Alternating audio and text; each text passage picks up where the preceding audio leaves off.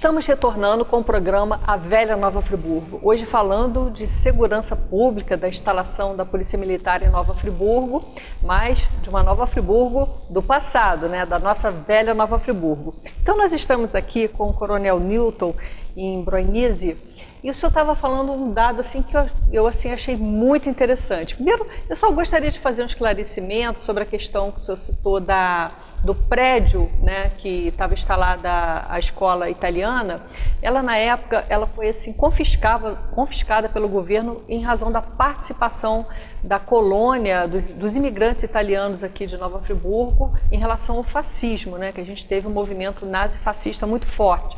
Então, o governo Getúlio Vargas acabou desapropriando esse imóvel, onde foi feita uma delegacia. O senhor contou essa história bem interessante dos presos cavando para poder ver se havia o tal do ouro, né?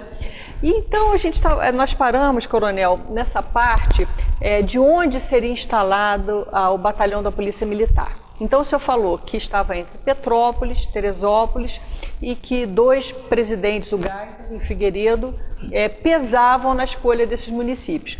Mas que Friburgo acabou prevalecendo, Friburgo, em função de Friburgo ter um grande contingente de operários naquela época, né? Nós estamos aí na década de 60, em que a gente tinha aquela coisa, o medo do comunismo, né? O Partido Comunista, assim, com bastante influência e ascensão. Então, o que preponderou na instalação do batalhão da Polícia Militar em Nova Friburgo foi o nosso, como o senhor deu uma definição ótima, o nosso ABC, né? Ou seja, um grande número de operários e que poderia dar margem, né, a ser assim, um viveiro, né, eu diria assim, onde os comunistas poderiam se instalar. Então eu gostaria que o senhor partisse dessa história. Sim, a primeira escolha de quem seria o comandante, né? Por ter nascido em Friburgo, Roberto Browne, né, e ter vindo de duas famílias também de imigrantes, família Bicalil, que é minha mãe, e o Broinise, né? Broinise, que é meu pai italiano. Né? Então, o comandante resolveu, por eu ter participado dessa reunião, ter sido escolhido também, instalar o quartel. A princípio, eles queriam colocar o quartel no Lazareto. Ah, sei onde é. Lazareto. É um prédio do século XIX que fica onde é o Morro do Lazareto. Morro do Lazareto. Aquele prédio, ainda tem até hoje o prédio. Tem. Eu não aceitei e falei, não, o quartel vai ser instalado aonde é a estação de cargas, Nova Friburgo, inaugurada por Getúlio. Ela foi inaugurada por Getúlio. Quer dizer, é um prédio histórico, né? Teve uma inauguração de um presidente, seja ditador ou não, mas ele inaugurou a estação de carga de Friburgo. Então, a rede ferroviária, na época, não queria ceder. A rede ferroviária tinha outros propósitos para ali.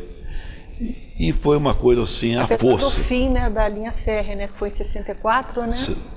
Não, 68. 68? 68, tinha acabado a Leopoldina e já era a rede ferroviária, né? Então, eu pude assumir os dois galpões, cerquei, né? Falei assim, é posse. E havia famílias de moradores da Leopoldina, antigos, que moravam lá dentro. Naquele terreno. E morando também onde é a casa da estação. Moravam na casa da estação e tinham 3 ou 4 residências ali dentro. Famílias mesmo, que se titulavam donos do terreno. Isso foi muito comum. Bem, fiquei e com a ajuda do Centro Industrial de Nova Friburgo, Associação Comercial, que muito me ajudaram, e sem gastar nada do Estado, o quartel foi construído pelos friburguenses. Por exemplo, chegava para um empresário, que eu não devo citar o nome, não sei se é permitido, mas... Pode citar. Mas virava e falava assim, poxa, eu tenho que cercar o quartel. Ah, eu preciso de conta. Não preciso de conta, eu preciso que cerque o quartel. E passava uns 15 dias, estavam lá os homens cercando o quartel. Eu preciso fazer terraplanagem do quartel. Doutor Feliciano, o quartel é um buraco. Doutor Feliciano era o prefeito na época. E ele, não, vou mandar fazer a terraplanagem. Doutor Feliciano, preciso disso, preciso daquilo, associação comercial. eu preciso pintar o quartel, preciso disso. E tudo que eu pedia, eu conseguia. Dr. Feliciano Costa que tem um grande mérito na instalação do quartel de Friburgo. Ele e a Associação Comercial de Nova Friburgo. E ele era comandante do Sanatório Naval. Ele era capitão de corveta médico, entendeu? E um médico desses que difícil encontrar. Tipo Dermeval Barbosa Moreira, Valdir Costa, médicos mesmo, que visavam o bem da população e não questões financeiras, né? E ali, coronel, o senhor se instalou com quantos...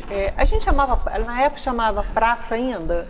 Não, a gente, vamos dizer assim, soldados mesmo, que era, né? vamos dizer, Soldados. todos somos soldados, né? Quantos se instalaram ali? Tinha mais ou menos, naquela época, não chegava, talvez uns 15 soldados, só. Era isso. Bem, essa parte, vamos... Qual o ano correto, assim, que a gente pode dizer de uma inauguração? O ano correto da instalação oficial da instalação. mesmo.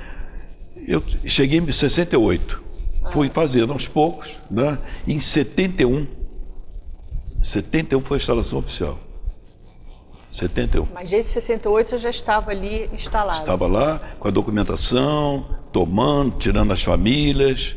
Tem um episódio que eu não devo citar, é sobre o aterro do quartel. Estava abrindo aquela Avenida Presidente Costa e Silva, atrás do Colégio Modelo, e havia muita terra. E essa terra eu tive discussões com o diretor do DR, que eu não gosto de citar o nome, porque eu queria a terra para aterrar o quartel. E essa terra ele queria colocar em Conselheiro Paulino. Fora do vídeo eu posso depois falar para vocês o nome. E teve interferência até do general Paulo Segurança, secretário de Segurança, para que esse diretor do DR mandasse os caminhões colocar terra lá no quartel. Isso foi provado com a tragédia de 2011, não houve, o quartel ficou no alto. E o Hospital Raul Sertã ficou sob água. Quer dizer, o senhor sempre contando com o apoio muito apoio, tive muito apoio comunidade, mesmo, muito apoio, das muito, lideranças políticas muito, da época, né? Bem, consegui instalar, não é? Instalar, fizemos aqui o maior desfile militar do interior do estado do Rio. Em 73, conforme aquelas fotografias, foi feito um desfile aqui que eu trouxe. PM, Corpo de Bombeiros, Patrulha Rodoviária e Quartel de Cavalaria. Foi um dos maiores shows na Alberto Belli, que não foi repetido nos outros anos e que poderá talvez ser repetido agora, nos 200 anos. Fazer uma festa mesmo, um desfile aqui, que não fizeram mais, outro no estado do Rio. Quantos anos o senhor ficou nesse comando aí Da instalação mesmo foram 4 anos. Né? 4 anos. 4 anos, né?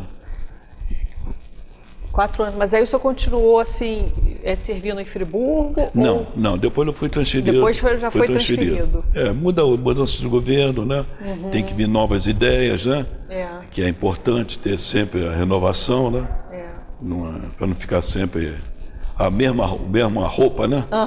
Então é necessário essa renovação. E a gente vai mostrar os uniformes da polícia na época, da né? Polícia, não. O capacete parecia igual o capacete do exército, né? É chamado NA, norte-americano. Norte-americano, né? E uma roupa simples, né? A gente vai mostrar, tá mostrando as imagens aí, né? E um tipo de uma túnica que era abotoada até o pescoço. Ela tinha 30 e poucos botões. É bem interessante, Janaína, né? eu estava observando, quando o coronel estava comentando, da construção dessas pontes.